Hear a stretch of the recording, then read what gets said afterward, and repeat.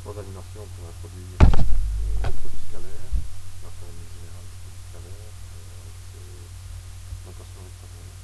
Une première situation, on imagine sur une maison qu'on voit ici le profil, l'ensemble des panneaux solaires, et à l'extérieur de la maison, un diffuseur. Un capteur installé sur un diffuseur. On demande aux élèves, en gros, qu'est-ce qui peut influencer la production d'énergie électrique par les deux systèmes et lequel des systèmes est le plus intéressant. Ben, on a reporté le capteur virtuellement ici sur les panneaux de toiture. Et on constate que les lignes qui sont ici, les deux, trois lignes qui sont là, atteignent ce panneau-ci alors qu'elles échappent celui-là. Donc le meilleur rendement est obtenu par ce capteur-ci. On va voir pourquoi.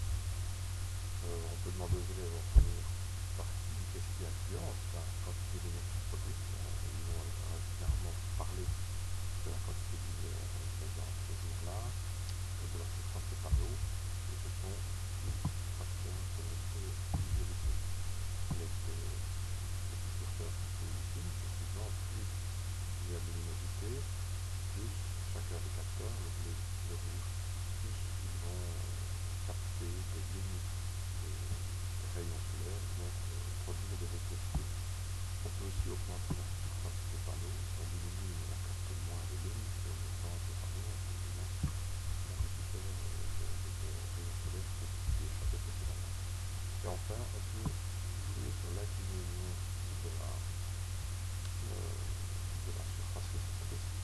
Par exemple ici, le capteur suit les rayons lumineux, mais comme le panneau rouge fixe, la meilleure production sera atteinte si les rayons lumineux sont, voilà, dans cette situation-ci, si les rayons lumineux sont dirigés comme la perpendiculaire à la surface rouge.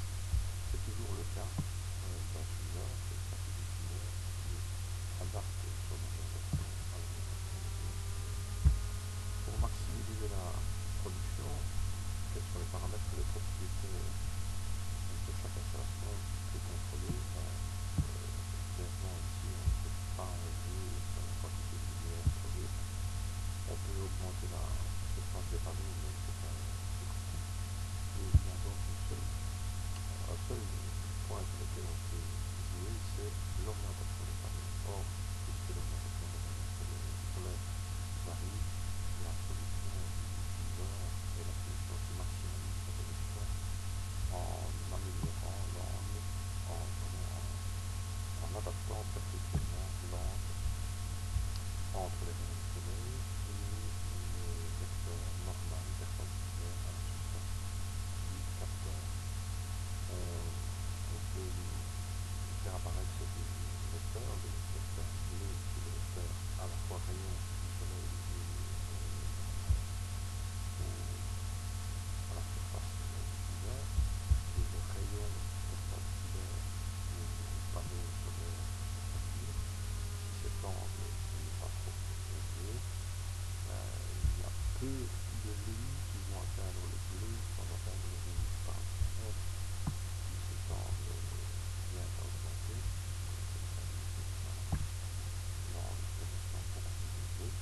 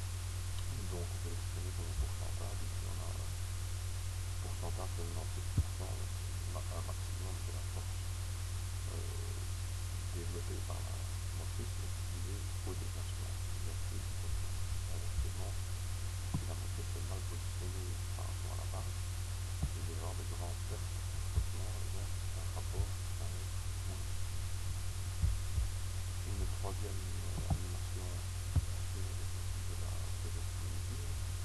On imagine une spire pardon, de tige, un champ magnétique qui traverse cette spire et on s'intéresse au flux, c'est-à-dire au nombre de lignes de force qui traversent la spire, va, comme dans l'animation précédente, nous montrer que le nombre de centimètres peut augmenter si le champ magnétique augmente, plus le champ magnétique, plus de lignes capturées. Si l'angle s'adapte correctement, ici par exemple on capturera pratiquement rien, alors ici on capture un maximum de lignes de force.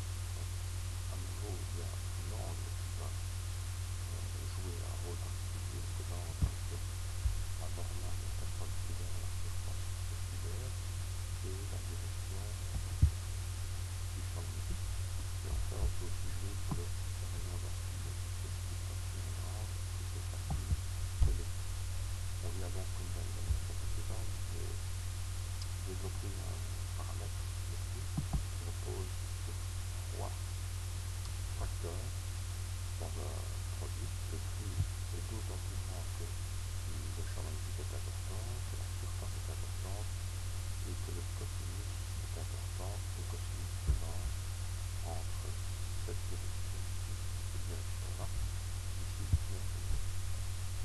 le cosinus de 9 degrés se rapproche du cosinus de 0 degré, ici c'est 100%, donc c'est d'ordre de